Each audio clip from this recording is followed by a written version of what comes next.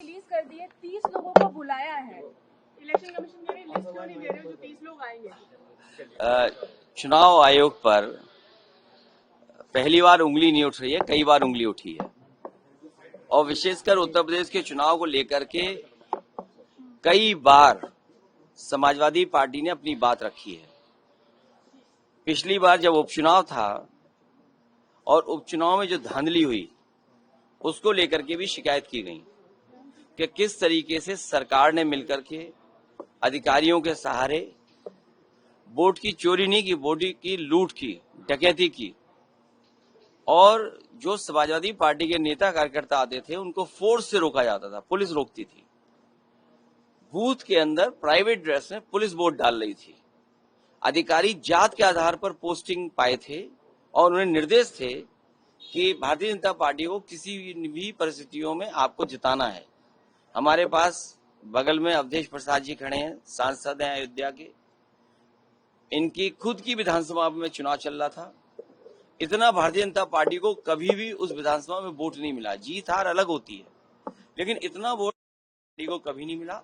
लेकिन बेईमानी कर करके बड़े पैमाने पे हर बूथ पर जात के आधार पर अधिकारी लगा करके, जात के आधार पर पोस्टिंग दिलवा करके वोट की लूट की गई थी। और उससे पहले 2022 के चुनाव में जब समाजवादी पार्टी ने, और मैंने खुद आरोप लगाया था कि जानबूझ करके समाजवादी पार्टी को वोट काटे गए, डिलीट किए गए, तो चुनाव आयोग ने नोटिस दिया। नोटिस के जवाब में मैंने 18,000 ऐसे वोट जो डिलीट कर दिए गए थे, 2019 में उन्होंने वोट डाला था, 2022 में डिलीटेड हो गए थे, और जबकि वो वहां मौजूद थे। वो 18,000 वोट की हमने सूची दी थी। आज तक चुनाव आयोग ने कोई कार्रवाई नहीं की। कम से कम आज तो बताए कि चुनाव आयोग ने क्या कार्रवाई की है। क्या वो भी जो दोषी थे उनके अधिकारियों के खिलाफ कोई कार्रवाई की गई हो। एक तस्वीर है जिसमें पुलिस का अधिकारी सीधा रिवॉल्वर तान करके रोक रहा है वोटर्स को। रामपुर में जब घटना हुई तब भी हम लोगों ने शिकायत की कि रामपुर में किस तरीके से वोट रोके गए, लोगों को घर से नहीं निकलने दिया। वो वीडियो विजुअल्स है सबके पास, लेकिन कोई कार्रवाई नहीं हुई। सरकार बीजेपी की है लखनऊ में, सरकार दिल्ली में बीजेपी की है। हमें उम्मीद है कि कर्नाटका में कम से कम सरकार कांग्रेस की है। ऐसे अधिकारी जिन्होंने वोट चोरी कराई है, वो बीएलओ हों, एसडीएम स्तर के हों, जिलाधिकारी के स्तर के हों, उत्तर प्रदेश में सरकार होती तो हम लोग कार्रवाई करते उन अधिकारियों पे। हमें उम्मीद है कि कांग्रेस पार्टी उन तमाम अधिकारियों के खिलाफ जिन्होंने वोट चोरी करके वोट चोरी में साथ दिया है, उनके खिलाफ कार्रवाई होगी। और जब कभी समाजवादियों की सरकार बनेगी, और हम उम्मीद है कि हम चुनाव आयोग से अपील करते हैं कि कछुए की रफ्तार से न चलें। इधर तो फास्ट ट्रैक बन गए हैं कोर्ट्स, फास्टेस्ट ट्रैक कोर्ट में कम से कम फैसले हों, निर्णय हो, जिससे लोकतंत्र बच सके।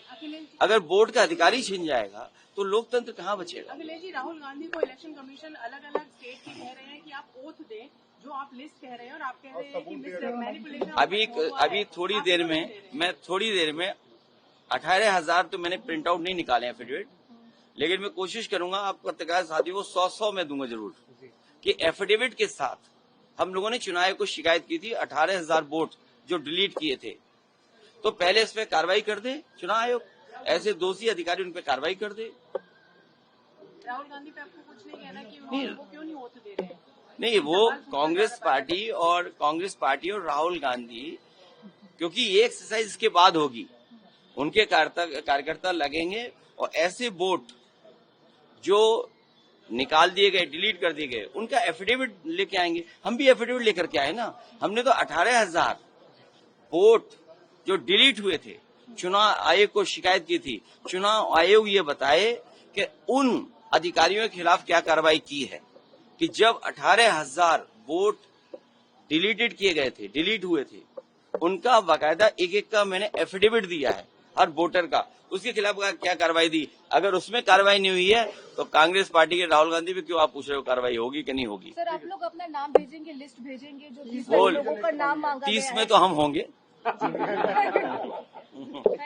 You sir. धन्यवाद।